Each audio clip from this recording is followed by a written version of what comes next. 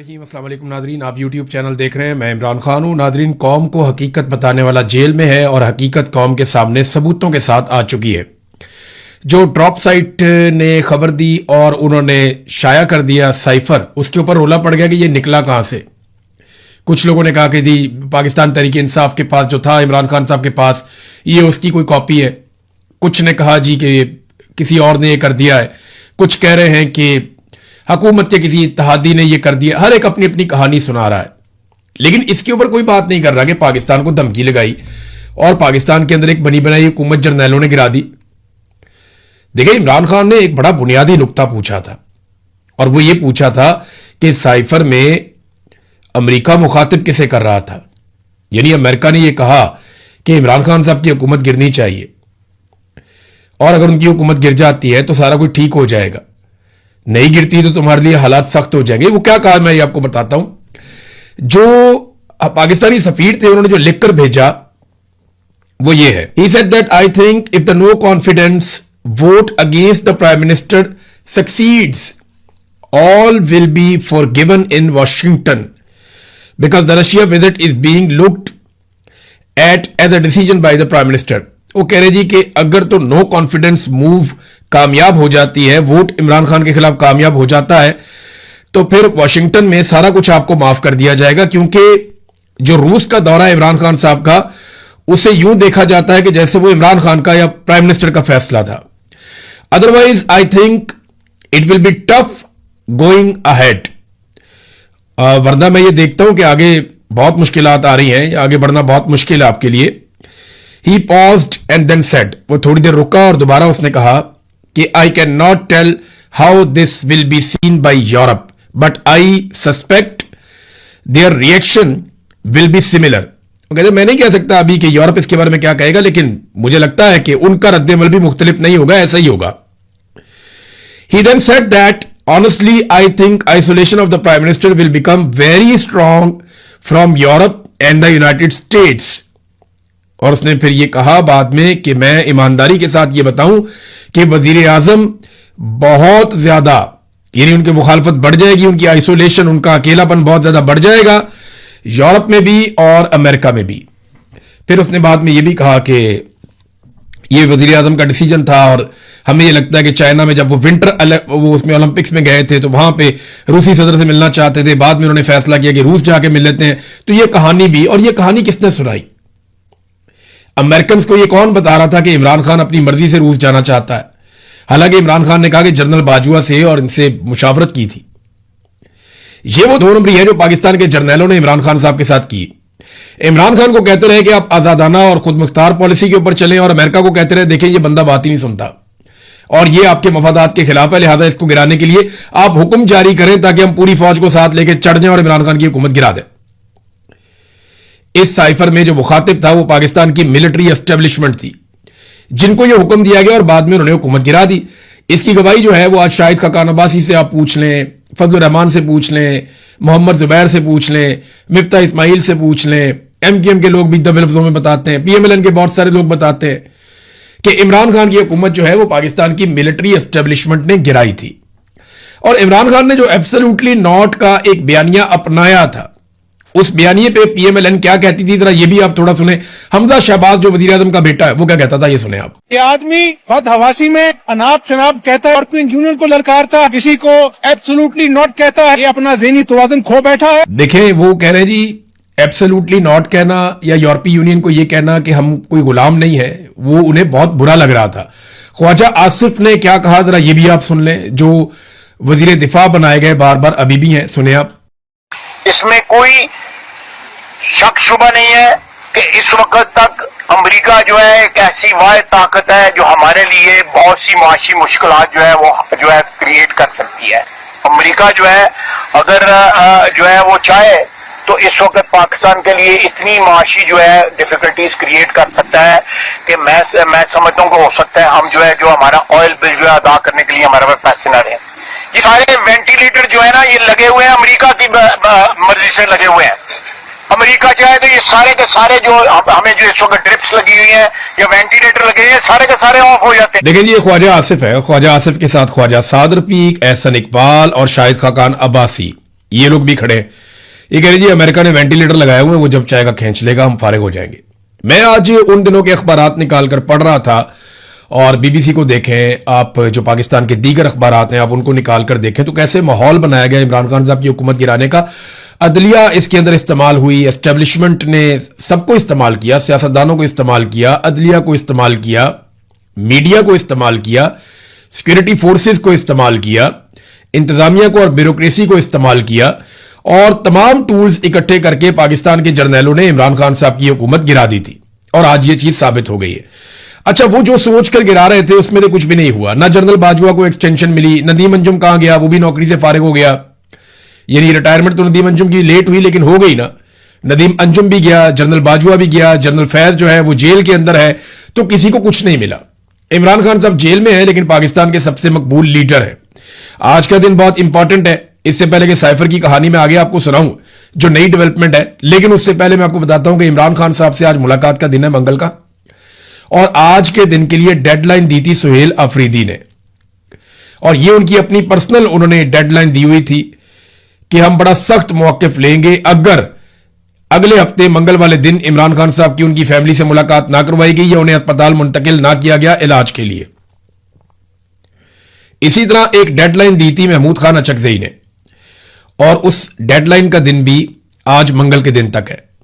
तो अब देखना यह है कि इन दो अहबाब ने जो डेडलाइन दी है, एक वजीर आला है खैबर पख्तूनख्वा के, उनके पास खैबर पख्तूनख्वा की हुकूमत और इख्तियारात हैं, और इमरान खान साहब ने स्ट्रीट मूवमेंट के हवाले से भी उन्हें कह रखा है, और दूसरा महमूद खान अचकज़ई जिन्हें इमरान खान साहब ने एक छोटी जमात होने के बावजूद, एक सीट होने के बावजूद अपोजिशन लीडर का ओहदा दिया ताकि वो खुलकर तहरीक चलाएं। तो देखना यह है कि ये दोनों लोग अब क्या करते हैं, क्या मौक़िफ़ अपनाते हैं और किस तरीके से अपना एहतजाज रिकॉर्ड करते हैं। बहरहाल जुम्मे के लिए उन्होंने अनाउंस किया अपोजिशन ने कि महंगाई के खिलाफ वो एहतजाज करने जा रहे हैं। तो महंगाई के खिलाफ बहुत लेट, बहुत देर से ये एहतजाज करने जा रहे हैं। इन्हें बहुत पहले अवाम के साथ खड़े होना चाहिए था, लेकिन चले देर आए दुरुस्त आए, देखते हैं कितना तगड़ा एहतजाज ये महंगाई के हवाले से कर सकते हैं। तो पाकिस्तानियों को सबको निकल के ना किसी पॉलिटिकल पार्टी की तरफ देखे बगैर इस अंधाधुंध किस्म की महंगाई के खिलाफ आवाज उठानी चाहिए। अब दोबारा इस महीने के बिल आना शुरू हो गए हैं, बिजली के बिलों की जो दुर्गत बनी है, और जिस किस्म के इनसेन किस्म के यानी पागलपन वाली हद के बिल जो आ रहे हैं लोगों को, वो पढ़ के बंदा सर पकड़ के बैठ जाता है कि ये किस नौयत के बिल है। 2 यूनिट इस्तेमाल किए हुए एक बंदे ने, उसको कोई 2999 रुपए का बिल आया हुआ है। मैं तो अजीब अजीब किस्म के बिल और ये डॉक्यूमेंट्स देख के हैरान हो रहा हूं, किस किस किस्म के टैक्स इन्होंने लगा दिए हैं बिलों के अंदर, आप सोच भी नहीं सकते। बहरहाल इमरान खान साहब से आज मुलाकात होती है या नहीं होती, इस पे मुनसर है पाकिस्तान तहरीक इंसाफ का अगला लाया अमल। और आज वैसे भी ये फैसला किया गया था कि बड़ी तादाद में लोग आएंगे, खासतौर पे पार्लियामेंटेरियंस। तो ये देखते हैं कि वो लोग आते हैं या नहीं आते, क्योंकि साइफर वाली कहानी ने हर चीज खोल कर रख दी है। ड्रॉप साइट ने इस पर एक और स्टोरी की है। उन्होंने यह दावा किया कि उन्हें ये जो खबर मिली है, ये जो साइफर वाली या जो साइफर का डॉक्यूमेंट उनके हाथ लगा है, ये प्राइम मिनिस्टर ऑफिस से नहीं उनके हाथ लगा। उनका यह दावा है कि ये डॉक्यूमेंट उनके हाथ लगा है जो मिलिट्री को दिए गए थे डॉक्यूमेंट्स, उनमें से एक। यानी साइफर को किसने लीक किया, यह सवाल पूछा जा रहा है ना। तो फौजियों में से किसी एक फौजी ने लीक किया, यह अब इसके अंदर बताया जा रहा है। मौजूदा रजीम के हामियों की जानिब से इमरान खान पर गद्दारी का मुकदमा करने के मुतालबात के बाद ड्रॉप साइट का एक और बड़ा इंकशाफ सामने आया है। साइफर के आखिर में जो मौसूल कनिंदगान की फहरिस्त के साथ की गई तरमीम इंतहाई अहमियत की हामिल है, और यह कहां से लीक हुई इससे आइडिया हो जाता है, और दूसरी ये इसका जरिया कौन था और कौन नहीं था ये भी इससे पता चलता है। बात के आसलाइयों के बरक्स ड्रॉप साइट की जानिब से जारी करदा कॉपी वजीर आजम के दफ्तर से हासिल नहीं की गई। यह पाकिस्तानी फौज के अंदर से आई थी, एक ऐसे शख्स की तरफ से जो मुल्क की क़यादत की सिमत से मायूस होकर और बदजन हो चुका है। अच्छा, ये कई लोगों को भेजी गई थी ये कॉपी। जिन लोगों के पास थी उनमें से एक फौजी जरिए ने, अब यह दावा किया जा रहा है, ये ड्रॉप साइट को पहुंचाई है, और उन्होंने फिर उसके बाद उसको छाप दिया है। मौसूल कुनिंदा जो है वो एक फौजी था जिसने मायूस होकर, उसको लगा कि पाकिस्तान का तो बेड़े गर्क कर दिया इन्होंने साइफर के बाद, तो उसने ये बाहर निकाल दिया। अब ये कौन हो सकता है, अपना अपना ज़हन आप सारे लोग लड़ाए, क्योंकि इसके बारे में ड्रॉप साइट ने बताया भी नहीं और मेरे ख्याल में बताएगा भी नहीं। बताना भी नहीं चाहिए, अपना सोर्स कभी भी डिस्क्लोज नहीं करना चाहिए। पाकिस्तान के मीडिया को यह हुक्म दिया गया है कि कुछ भी हो जाए आप साइफर के मामले पे ज्यादा बहस नहीं करेंगे, यानी आपने इसके कंटेंट पे बात नहीं करनी कि इमरान खान की हुकूमत गिराई गई, ये कोई साजिश थी, ये कोई मुदाखलत थी। वैसे साजिश और मुदाखलत तो नहीं है, ये खारिश है जो पाकिस्तान की एस्टेब्लिशमेंट को लगी हुई है पीछे 78 साल से। 78 साल से इनको एक खारिश लगी हुई है, इनकी खारिश नहीं दूर होती। ये हर 2-3 साल बाद किसी की हुकूमत गिरा देते हैं। भाई किसी को चलने दोगे तो पाकिस्तान चलेगा ना। हर जर्नैल आता है, वो अपना नया तजर्बा करता है। हर जर्नैल को अपने लिए एक्सटेंशन और मफादात और फायदे चाहिए होते हैं। वो अपनी जात और अपने घर से बाहर ही नहीं निकलता, वो अपने बारे में सोचता है। उसे ताकत मिलती है, वो छोड़ना ही नहीं चाहता। ये खारिश ना जर्नैलों की दूर नहीं हो रही, और इस खारिश की वजह से कभी साजिश होती है, कभी मुदाखलत होती है, कभी साइफर आता है, कभी कुछ होता है। कितनी ही हुकूमतें इन्होंने गिरा दी। नवाज शरीफ की हुकूमतें बार बार गिराई, बेनजीर की गिराई, यूसुफ रजा गिलानी की हुकूमत गिरा दी, इमरान खान की हुकूमत गिरा दी। लेकिन इमरान खान एक ऐसा आदमी है जिसकी हुकूमत इन्होंने गिराई तो इमरान खान ने कहा कि भाई मेरी हुकूमत आवे या ना आवे, मैं बेनकाब करूंगा, बताऊंगा कि तुम लोगों ने क्या किया इस कौम के साथ। और सारी कौम को इमरान खान का शुक्रिया अदा करना चाहिए। नवाज शरीफ, पीपल्स पार्टी, फजलुर रहमान की जमात, ANP, MQM, तमाम जमातों को चाहिए कि वो इमरान खान का शुक्रिया अदा करें कि पाकिस्तान की मिलिट्री एस्टेब्लिशमेंट गुज़िश्ता 78 साल से पाकिस्तान में जो घिनौना खेल खेल रही थी, इमरान खान ने उसके आगे बंद बांधने का बंदोबस्त किया है। अगर ये जमातें सिर्फ 5% भी मेहनत करना जितनी इमरान खान ने काम कर दिया है, तो मिलिट्री एस्टेब्लिशमेंट हमेशा के लिए पिंजरे में बंद हो जाएगी और ये सिर्फ हुक्म बजा लाया करेंगे। इनके कारोबार ठप हो जाएंगे और ये बैरकों में बैठेंगे और ये बिल्कुल वैसे काम करेंगे जैसे इंडिया की फौज, ईरान की फौज, अमेरिका की फौज, बरतानिया की फौज, बाकी तमाम बड़े जमहूरी ममालिक की फौजें जिस तरह काम करती हैं, वैसे पाकिस्तान की मिलिट्री एस्टेब्लिशमेंट भी उसी तरह काम करेगी। आर्मी चीफ का नाम भी कौम को नहीं पता हुआ करेगा और वही पाकिस्तान के आगे बढ़ने वाला दिन होगा। अब नाज़रीन, मीडिया को तो ऑर्डर दे दिया गया कि साइफर पे बात नहीं करनी, बात करनी है तो ये बात करो, ये साइफर निकला कैसे, रोला इसके ऊपर डाल दिया और कईयों की ड्यूटी लगा दी कि ये साबित करो कि साइफर में तो कुछ भी नहीं है, इमरान खान ने तो कोई और बात की थी, यहां बात कोई और है। नहीं, मैंने आपको पढ़ के सुनाया जो इमरान खान ने कहा वो आज साबित हो रहा है। कोई भी इसके मवाद के ऊपर गौर नहीं कर रहा। जो टाउट सहाफी हैं उनके पेट में मरोड़ उठ रहे हैं और वो परेशान है कि जनाब ये साइफर बाहर कहां से आ गया। कोई एक कहानी सुना रहा है, कोई इधर की कौड़ी लेकर आ रहा है, किसी को समझ नहीं आ रही कि इस मामले को अब जस्टिफाई कैसे करना है। कासिम सूरी साहब का भी स्टेटमेंट आया, उनका यूट्यूब चैनल है, उसको आप जाके जरूर सब्सक्राइब करें। कासिम सूरी साहब का यूट्यूब चैनल जरूर देखें। वो बहुत सारी चीजों के गवाह हैं, उन्होंने बहुत कुर्बानी दी है, बहुत मार खाई है, अपनी पूरी फैमिली, उनकी अपनी जिंदगी, उनको बहुत लालच दिए गए, उनको बहुत ज्यादा काबू करने की कोशिश की गई, लेकिन वो किसी के काबू नहीं आए, ना वो किसी लालच में आए।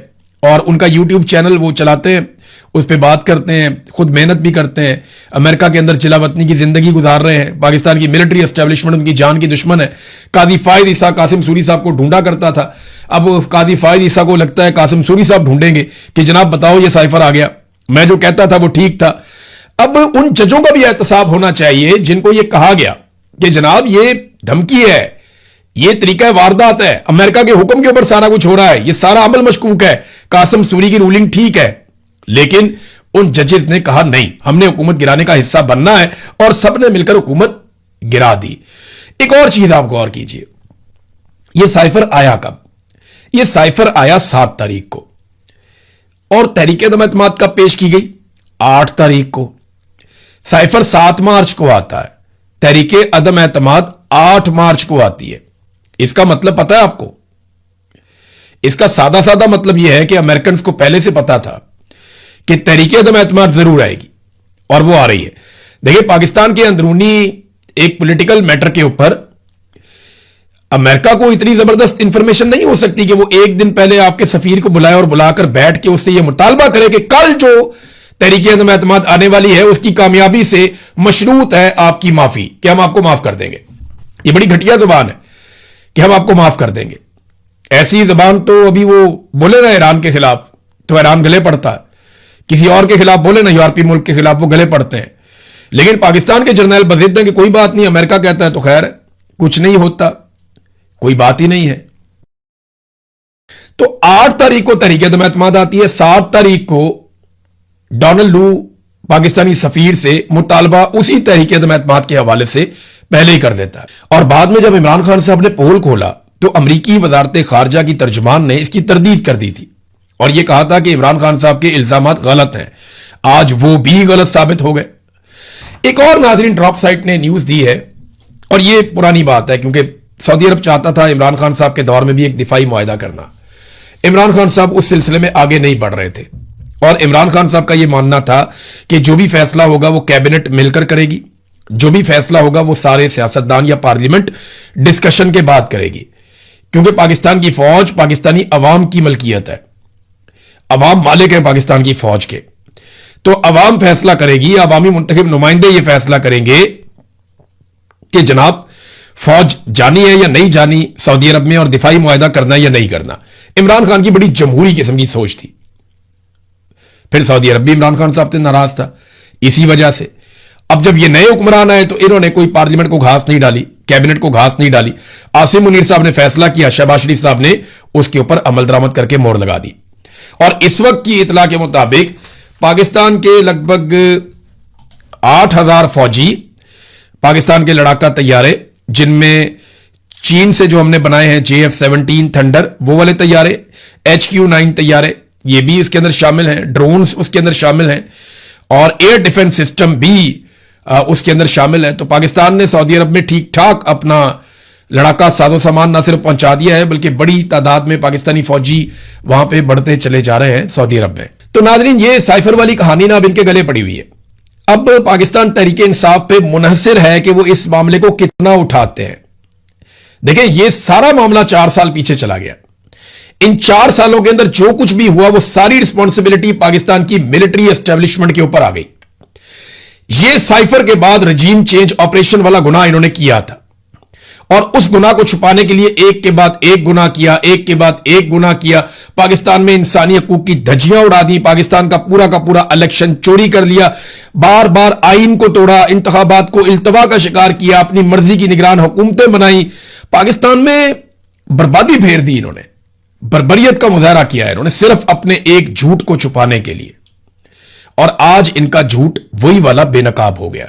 मैंने आपको पिछले वीलॉग में कहा था कि जिस ईंट पे इनकी पूरी इमारत खड़ी है जाली हुकूमत की, वो ईंट अब टूट चुकी है। पाकिस्तान तहरीक इंसाफ पर मुनहसिर है कि वो कितने जोर से धक्का लगाते हैं इस दीवार को गिराने के लिए। वैसे तो ये पाकिस्तान की आवाम की रिस्पॉन्सिबिलिटी है कि पूरी आवाम निकलकर चोरों के इन टोले को धकेल के बाहर निकाले, क्योंकि इन्होंने जब से ये आए हैं इन्होंने आवाम का जीना हराम कर दिया।